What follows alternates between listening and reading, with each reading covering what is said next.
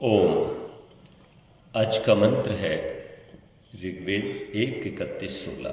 विषय है हमें क्षमा करो। ओम इमामग्ने शरणिं मिमृषो नः इममध्वानं यमगाम दूरात् आपिः पिता प्रमति सौम्यानां भ्रमिरस्य ऋषिक्रन्मर्त्यानां। मंत्र का ऋषि हिरण्य स्तूपा है, देवता अग्नि है, छंद त्रिष्टुप है। अपने जीवन में हम अन्य हिंसाएं करते हो या न करते हो, पर व्रत लोक रूप आत्महिंसा तो निरंतर करते रहते हैं। कभी हम सत्य भाषण का व्रत लेते हैं, कभी नित्य संध्या वंदन और अग्निहोत्र करने का व्रत लेते हैं, कभी नियमित व्यायाम और प्रातः भ्रमण करने का व्रत लेते हैं, कभी ब्रह्मचर्य पालन का व्रत लेते हैं, कभी वेद के स्वाध्याय का व्रत लेते हैं, पर शीघ्र ही इन व्रतों को तोड़ भी देते हैं। हे परमात्मा, तुम अग्नि हो, अर्थात हमारा मार्गदर्शन करने वाले हो, हमारा भी मार्गदर्शन करो। तुम व्रतपति हो, हमें भी व्रतों पर दृढ़ रहने की शक्ति प्रदान करो।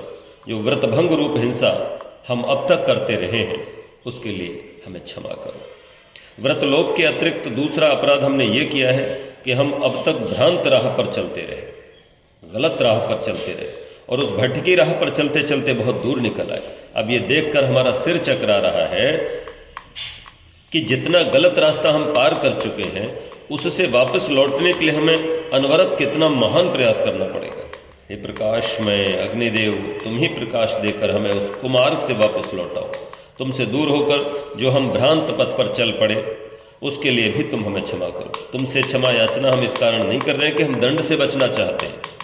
हम जानते हैं कि दुष्कर्मों का दंड न देना रूप क्षमा तुम कभी नहीं करते हो, अतः तुम्हारे दंड का हम स्वागत करते हैं। व्रतलोक और उन्मार्गगामिता का दुष्परिणाम हम पर्याप्त भोग चुके हैं, और अब भी यदि कुछ भोग शेष है तो उसके लिए भी हम तैयार हैं, पर क्षमा याचना हम इसलिए कर रहे हैं कि भविष्य में उक्त अपराधों से हम बच सकें। क्षमा वही मांगता है जो अपने अपराध को स्वीकार करता है और उस अपराध से भविष्य में बचे रहने की जिसके मन में उत्कट चाह होती है, उसी मनोवृत्ति के साथ हम तुम्हारे सम्मुख उपस्थित होकर क्षमा प्रार्थी हो रहे हैं। हे प्रभु, तुम सौम्य जनों के बंधु पिता और हित चिंतक हो, तुम्हारी कृपा से हम भी सौम्य बन जाएं।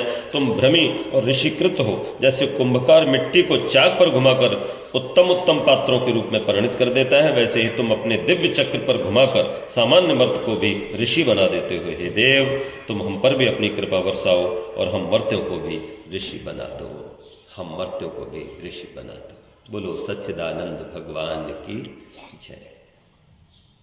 ओम।